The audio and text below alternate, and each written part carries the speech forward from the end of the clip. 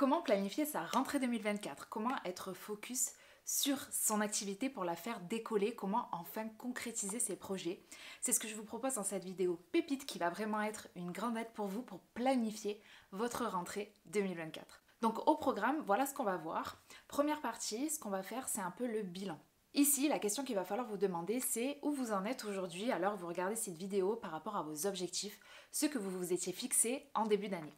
Ensuite, deuxième partie, on fera un peu plus de journaling, donc c'est-à-dire qu'il va falloir vraiment se poser les bonnes questions, je vous donnerai lesquelles, pour savoir où vous en êtes aujourd'hui et surtout où vous avez envie d'aller demain. Et la dernière partie, celle qui vous intéresse le plus, on fera une planification de cette fin d'année 2024. Je vous montrerai finalement la méthode que moi j'utilise pour planifier mes débuts d'année, mes fins d'année, mes milieux d'année, etc., etc.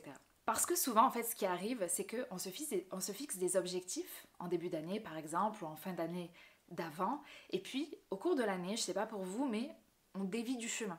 Et finalement, les objectifs qu'on s'était fixés, on ne les réalise jamais. Avant qu'on plonge dans le vif du sujet, et parce qu'on parle de rentrée des classes, hein, c'est un peu comme ça que je le vis, je voulais vous partager des petits trucs que j'ai trouvés et que j'avais vraiment envie de vous montrer.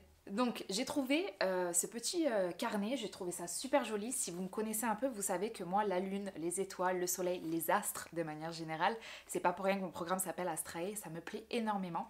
Et en fait j'ai trouvé ce petit carnet là à Emma, je sais pas si vous connaissez Emma, oui vous devez connaître, mais bon moi je n'en ai pas en Côte d'Ivoire, donc quand j'arrive là ici, quand je suis à Marseille c'est Disneyland. Donc du coup je suis rentrée dans Emma, j'ai vu ce petit carnet, en plus ça brille là sur le côté, j'ai trouvé ça super. Et du coup ça va devenir mon carnet un peu de journaling et on va reparler dans la suite de cette vidéo. Et ça venait avec ce petit stylo avec une lune, donc c'était totalement on-brand comme on dirait. Dans le même magasin, j'ai trouvé également, franchement ça coûtait pas cher du tout, je crois que ça coûtait une dizaine d'euros, une pochette d'ordinateur. Donc parfait pour moi quand je vais par exemple donner des formations ou des choses comme ça, j'ai un sac qui est bleu et ça va pas du tout avec le reste de la manière dont je suis habillée, etc. Donc je voulais quelque chose qui soit un peu dans mes tons. Donc j'ai trouvé ça, franchement 10 euros quand je vois que à la FNAC ils vendent ça, je sais pas, 50-100 euros pour certains. Alors oui, ça sera pas la même qualité, mais bon je vous le partage au cas où si vous cherchez une pochette d'ordinateur. Et dernier truc, et promis, après on rentre dans le vif du sujet, j'ai trouvé un petit planeur. Alors, je l'ai pas trouvé en beige, mais j'ai trouvé ça cool parce qu'en fait ça permet d'écrire, je vais vous montrer une page vierge comme ça vous allez mieux comprendre, ça vous permet d'écrire, moi je mets ça sur mon bureau finalement, et sur quoi je travaille chaque jour de la semaine. Moi c'est très important pour moi d'avoir une vue globale sur la semaine, donc normalement j'utilise mon Google Agenda, mais récemment j'ai senti le besoin d'avoir quelque chose de très matériel, donc du coup je suis passée sur la version papier et j'aime beaucoup. Ceci étant dit, plongeons maintenant dans le vif du sujet. Donc, étape numéro 1, bilan de mon année. Du moins des quelques derniers mois qui sont déjà passés. Donc, pour vous illustrer ce que je vais raconter, je vais partir de mon exemple et je vais vous montrer finalement comment moi je ferai le bilan et après ça sera à vous de l'adapter. Donc, moi, mon exemple c'était quoi? En début d'année, j'avais 3 objectifs et vous allez voir que j'ai carrément dévié de mes objectifs. Mais bon, il y a des raisons pour ça. En début d'année, j'avais 3 objectifs. Objectif 1, c'était de développer les 2 programmes que je venais de co-créer, donc en partenariat avec une autre personne. Objectif 2, c'était de faire X euros de chiffre d'affaires. Et objectif 3, c'était de faire un événement en présentiel, et notamment pour le mois de septembre 2024. Donc spoiler alerte, je ne vais pas réaliser ces objectifs du tout. Pourquoi? Parce qu'en fait, comme chaque année, il arrive des choses, nous on planifie, mais il peut arriver des choses dans l'année qui font qu'on va dévier de notre objectif. Par exemple, me concernant pour mon objectif 1, celui de continuer à développer des programmes que j'avais co-créés, malheureusement le partenariat a pris fin en début de février 2024. Donc du coup, cet objectif que j'avais à la fois de continuer de développer ces 2 programmes et d'organiser un événement en présentiel, du coup ils sont un peu tombés à l'eau. Et c'est la raison pour laquelle c'est important en milieu d'année de replanifier un petit peu ses objectifs parce que y a des choses qui peuvent arriver, donc là c'est un petit peu plus gros que certains de notre objectif, mais il y a des choses qui peuvent arriver qui font que ça va vous dévier de votre trajectoire. Donc du coup je vais vous mettre à l'écran les questions qu'il faut que vous vous posiez dans cette partie 1, donc prenez un carnet, prenez un stylo et commencez à noter finalement les questions et vous prendrez du temps pour vous pour répondre à toutes ces questions. Donc les questions sont les suivantes. Qu'est-ce que j'ai réussi à faire ces derniers mois? Qu'est-ce que je n'ai pas réussi à faire et comment l'améliorer? Qu'est-ce que j'aimerais simplifier? De quoi j'ai envie de me débarrasser? Donc de quoi j'ai envie de me débarrasser, ça peut être des offres, mais ça peut être aussi des mauvaises habitudes, ça peut être des mauvaises attitudes, etc. Ce que j'aimerais mettre en place, là où j'aimerais m'améliorer, et 3 choses pour lesquelles j'ai de la gratitude. Donc pour que ça soit un peu plus clair pour vous, je vais vous donner mon propre exemple. Comme ça, vous verrez un petit peu comment moi je raisonne et ça pourra vous aider pour vous pour le faire à votre place. Donc qu'est-ce que j'ai réussi à faire ces derniers mois? Donc moi par exemple, je pourrais écrire, déjà j'ai lancé 2 ateliers business. Un atelier qui s'appelle Aura, un atelier qui s'appelle Impulsion. Les amis, je fais une petite interruption au milieu de la vidéo pour une pause publicité. Vous savez, j'organise un atelier qui s'appelle Impulsion du 21 au 30 août prochain. Si vous souhaitez y participer, n'hésitez pas, même si l'atelier a déjà commencé, vous pouvez le rejoindre et de toute façon il sera en replay. Cet atelier vous sert à quoi? Il vous sert à apprendre à créer une offre digitale, une offre en ligne, un programme en ligne, une formation en ligne, un cours en ligne, ce que vous voulez. On va vraiment travailler sur tout le contenu de votre offre. Je vais vous montrer vraiment les étapes pour trouver l'idée, créer le contenu de l'offre, bâtir tout son univers de marque et je vous montrerai également la partie technique. Donc n'hésitez pas à le rejoindre, je vous mets le lien sous la vidéo et d'ici là, on regarde la suite de la vidéo. Ça, c'était l'étape 1. Ensuite, la question numéro 2, c'était qu'est-ce que je n'ai pas réussi à faire et comment l'améliorer. Donc là, moi, qu'est-ce que j'ai pas réussi à faire? J'ai raté mon partenariat.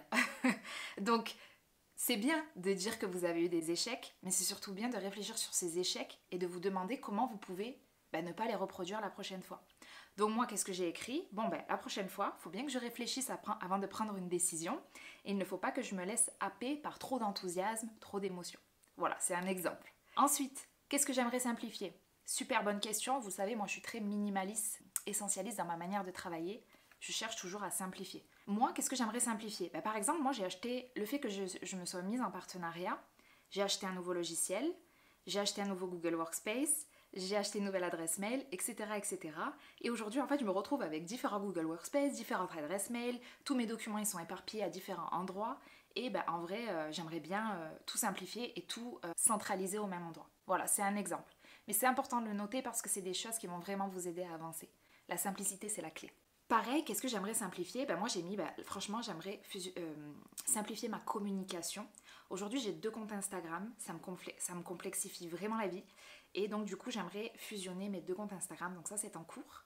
Mais voilà, vous avez compris, je vous ai donné des exemples et vous faites ça pour chacune des questions que je vous ai énoncées juste avant. Étape numéro 2, maintenant on rentre dans la phase journaling. Donc comme moi vous pouvez vous acheter un petit carnet, sinon vous pouvez faire sur votre téléphone, sur votre tablette, sur votre ordinateur, il n'y a aucun souci, mais quand même le fait de l'écrire, je trouve que ça permet de mieux l'ancrer.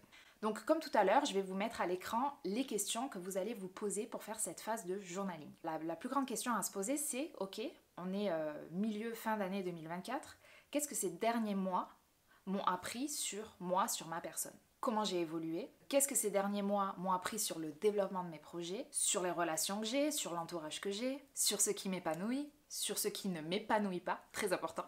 Et évidemment, écrire vraiment ce que j'ai appris, ce que j'ai compris de la vie, du business, des relations, etc., etc. Vraiment, mettez tout ça à l'intérieur de votre journal, prenez vraiment du temps pour le rédiger. En fait, il faut vraiment vous dire que même si les choses, elles ne se passent pas comme prévu, même si vous aviez prévu ça et que finalement ça ne s'est pas réalisé, qu'est-ce que vous avez à en retirer? Moi par exemple, cette année 2024, j'ai beaucoup appris sur moi, j'ai beaucoup appris sur mes relations. J'ai mis aussi le doigt sur le fait que j'avais ce qu'on appelle dans le monde du dev perso le syndrome du sauveur. Merci Claudia de me l'avoir fait remarquer, du coup sinon je m'en serais jamais aperçue. J'ai aussi compris que je ne posais pas assez de limites dans ma vie et dans mon business et c'est la raison pour laquelle du coup j'avais eu beaucoup de soucis ces derniers mois. Mais j'ai aussi compris, avec tout ce que j'ai fait, c'est pour ça que c'est important de faire un bilan, que j'avais quand même les compétences, à la fois marketing, technique, etc., pour mener à bien des projets, vraiment de concrétiser des projets que finalement, je n'étais pas si mauvaise, quoi. Franchement, moi, je vous invite vraiment à vous dorer, à vous caresser dans le sens du poil, parce que ça fait du bien et surtout, ça motive pour avancer.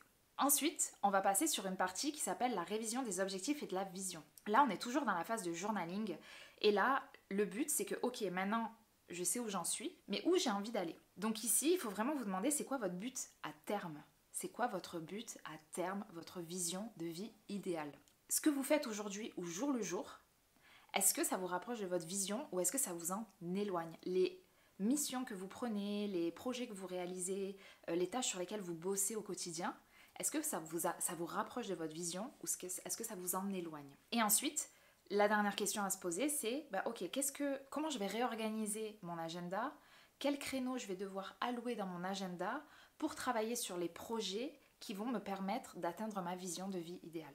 Dans Astray, mon programme d'accompagnement, je vous fais travailler sur la vision, c'est dans le premier module parce que pour moi, c'est le plus important. Je vous pose franchement des tas de questions pour vous aider à trouver beaucoup plus de clarté dans la raison pour laquelle finalement vous entreprenez. Le fait d'avoir une vision claire, ça vous permet d'avoir beaucoup plus de clarté sur l'ordre des choses à mettre en place et surtout, ça vous évite de vous éparpiller. Si Astray vous intéresse, si ce programme d'accompagnement vous intéresse, n'hésitez pas, je vous mets un lien dans la description si vous voulez m'envoyer votre candidature.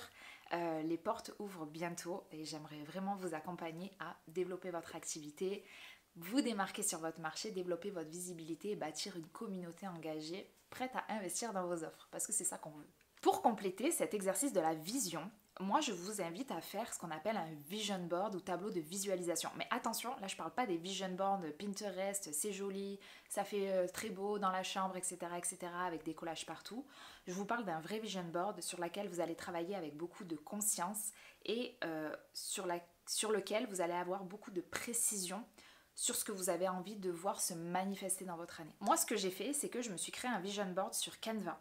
Et d'ailleurs, si ça vous intéresse, je vous le propose en téléchargement gratuit sous la vidéo. C'est un template Canva où vous avez juste à remplacer mes images par les vôtres. Et ce que j'ai fait, c'est que je l'ai mis en fond d'écran de mon ordinateur. Donc il est totalement adapté aux ordinateurs. Et ça vous permet chaque matin, quand vous vous levez, que vous allumez votre ordinateur, de finalement ancrer toutes ces images dans votre cerveau et vous dire ok, donc ça il faut vraiment que j'y aille. Inconsciemment vous allez aller vers les choses que vous souhaitez voir se réaliser dans votre année. À présent, j'avais envie de vous parler de la méthode essentialiste. Alors je ne sais pas si vous connaissez ce livre qui s'appelle The One Thing de Gary Keller et dans ce livre il y a un chapitre qui parle d'une méthode essentialiste pour atteindre tous ces projets, pour atteindre tous ces objectifs. Et je veux absolument vous le remettre à l'écran parce que moi, c'est quelque chose qui m'aide au quotidien. Donc en gros, ce qu'il te dit de faire, c'est ok, d'abord, il faut écrire son but à terme. Donc là, vous allez écrire votre but à terme et vous allez écrire finalement la chose essentielle que vous voulez faire un jour. Peut-être qu'un jour, vous aimeriez donner des conférences. Peut-être qu'un jour, vous aimeriez créer une application de sport. Peut-être qu'un jour, vous aimeriez vivre à Bali. Voilà, vous mettez vraiment votre but à terme. Et ensuite, on va aller décroissant pour venir jusqu'à aujourd'hui. Je vous explique. En fait, vous avez votre but à terme. Ensuite, ok, quel est mon but dans 5 ans? En fonction de mon but à terme, quelle est la chose essentielle que je peux faire d'ici 5 ans pour l'atteindre? Ensuite, vous descendez d'un cran. Le but dans 1 an. En fonction de mon but dans 5 ans, quelle est la chose essentielle que je peux faire cette année pour l'atteindre? Ensuite, il y a le but mensuel. En fonction de mon but dans 1 an, celui que je me suis fixé cette année, quelle est la chose essentielle que je peux faire ce mois-ci pour l'atteindre? Vous avez compris. Et on descend, le but hebdomadaire, en fonction de mon but mensuel, qu'est-ce que je peux faire cette semaine pour l'atteindre? Ensuite, on a le but quotidien. En fonction de mon but hebdomadaire, qu'est-ce que je peux faire aujourd'hui là pour l'atteindre, ce but hebdomadaire? Et ensuite, on a maintenant. Maintenant, là, à l'heure actuelle, quelle chose essentielle je peux faire maintenant? D'accord? Je vais vous donner un exemple, ça va être beaucoup plus parlant. Imaginons que votre but à terme, c'est de vivre à 100% de votre activité en ligne. Donc, peut-être que d'ici 5 ans, vous avez du coup envie de créer votre programme de je ne sais pas quoi en ligne, d'accord? Qui vous permettra finalement d'avoir des revenus passifs et d'en vivre, etc. Donc du coup, votre but à 1 an, pour atteindre ce but à terme, et pour atteindre ce but à 5 ans, ça va être, si vous voulez demain lancer un programme en ligne, il va falloir d'abord développer votre visibilité sur Instagram ou sur un autre réseau social et travailler avec X clients. D'accord? Ce but à 1 an qui est de développer ma visibilité sur Insta et de trouver X clients, ok, dans mon but ce mois-ci, ça va être par exemple de commencer à bâtir mon identité en ligne et de poser les jalons de ma stratégie de communication. Puisque je dois attirer des clients, il va falloir que j'ai une stratégie de communication qui soit magnétique, qui soit attractive et qui donne envie aux gens de travailler avec moi. Mon but dans 1 semaine pour atteindre ce but mensuel, si je suis une quiche en com, en vente, en marketing, etc., peut-être que je devrais rejoindre un accompagnement et trouver quelqu'un qui m'aide à y aller. Donc du coup, peut-être que mon but aujourd'hui, vu que le but de ce mois-ci, c'est de rejoindre un accompagnement, aujourd'hui, je vais aller lister toutes les personnes avec lesquelles j'aimerais me faire accompagner. Je vais regarder leur page de vente, je vais peut-être leur envoyer un message à chacun, à chacune, Comme ça, j'avance en fait d'un pas de plus vers mon objectif, mon but à terme. Et donc du coup maintenant, c'est quoi mon but maintenant? Maintenant là, quand j'arrête de regarder la vidéo de Marion, je vais lister toutes les personnes qui pourraient m'accompagner. Et évidemment, vous savez que moi, je peux vous accompagner. Et donc du coup, c'est comme ça qu'on commence à planifier. Donc là, on va passer vraiment sur la phase de planification. Et vous, ce que vous allez faire, c'est que vous allez d'abord écrire, par exemple, quelles vont être vos 3 actions essentielles ce mois-ci. Donc on va par exemple prendre le mois de septembre. Je vous mets un exemple à l'écran. Si on reprend l'exemple que je vous ai donné tout à l'heure, par exemple au mois de septembre, vous allez avoir 3 tâches essentielles. Première tâche, contacter mon futur accompagnant. Deuxième tâche, intégrer le programme de cette personne que j'ai contactée. Et troisième tâche, définir des fondations solides pour mon activité et commencer à bâtir mon identité en ligne. Et là, du coup, vous avez une vision claire de l'ordre des choses à mettre en place. Alors évidemment, on parle vraiment, on y va vraiment petit à petit, mais pensez toujours votre but à terme. Et en fait, la décision que vous prenez aujourd'hui vous rapproche d'un pas de plus vers votre vision de vie et de business idéal. On descend d'un cran. On est toujours dans la phase de planification. Je vous invite vraiment à le faire en même temps que moi. On va du coup détailler par semaine. Donc là, vous voyez à l'écran, je vous ai mis le détail par semaine. Donc ok, ça va être quoi ce que je vais faire cette semaine pour atteindre mes 3 objectifs du mois. Et donc du coup, la semaine 1, je vais trouver mon accompagnant, consulter sa page de vente, le contacter parce que ça me rassure, mettre de côté de la trésorerie pour pouvoir intégrer peut-être dans 1, 2 ou 3 semaines son offre d'accompagnement et planifier ma fin d'année parce que je suis en train de regarder la vidéo de Marion et c'est important que je planifie ma fin d'année. Semaine 2, peut-être que la semaine 2, vous allez rejoindre cette offre d'accompagnement. Mais voilà, tout ça, vous l'écrivez. Vous écrivez vraiment, vous planifiez tout ce que vous comptez faire chaque semaine, ce mois-ci, pour atteindre les 3 objectifs que vous êtes fixés avant. Et ensuite, vous allez encore descendre d'un cran. Une fois que vos 4 semaines sont planifiées, vous prenez la première semaine et vous allez les détailler par jour. Ok, cette semaine, j'avais décidé de trouver mon accompagnant, consulter sa page de vente, le contacter, mettre de côté de la trésor, planifier ma fin d'année, etc. Lundi, qu'est-ce que je vais faire? Je vais planifier ma fin d'année grâce à la vidéo de Marion. Je vais me prendre 2 heures et je vais tout planifier ma fin d'année. Mardi, je vais lister les accompagnants et puis je vais consommer leur contenu pour voir quel profil m'intéresse le plus. Mercredi, je vais peut-être prendre rendez-vous avec les gens ou les contacter en DM sur Instagram pour en savoir plus sur leur accompagnement et pour du coup avancer d'un pas de plus vers mon objectif. Voilà.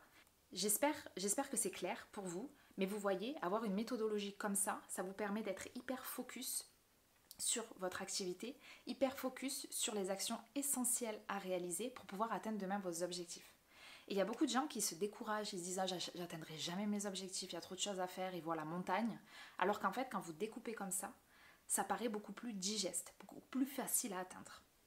Donc voilà, j'ai fini et je vous ai donc montré comment on peut organiser sa rentrée 2024. Donc c'est un exemple parmi d'autres, mais c'est la méthode que moi-même j'utilise. Et je dispenserai justement une masterclass complète dans Astrae sur la planification de la rentrée en septembre. Donc si vous n'êtes pas encore dans Astrae, je vous invite à le rejoindre. Je vous mets un formulaire de candidature sous la vidéo et ça me ferait plaisir du coup qu'on planifie cette année ensemble. Dans Astrae, je donnerai davantage de détails. Je fournirai également des documents. Moi, par exemple, j'organise mon année sur Miro, qui est un logiciel qui est génial. Et du coup, les filles, elles pourront voir vraiment comment je fais, les coulisses de mon activité, mes propres objectifs, etc. Donc ça, vous le découvrirez dans Astrae. Et en attendant une prochaine vidéo, je vous conseille de regarder celle-ci, dans laquelle je vous explique comment développer votre compte Instagram. On a parlé de communication et de se développer sur Instagram, mais sans boost, sans publicité, etc. de manière totalement naturelle, de manière totalement organique. D'ici là, prenez bien soin de vous, namasté et à très vite.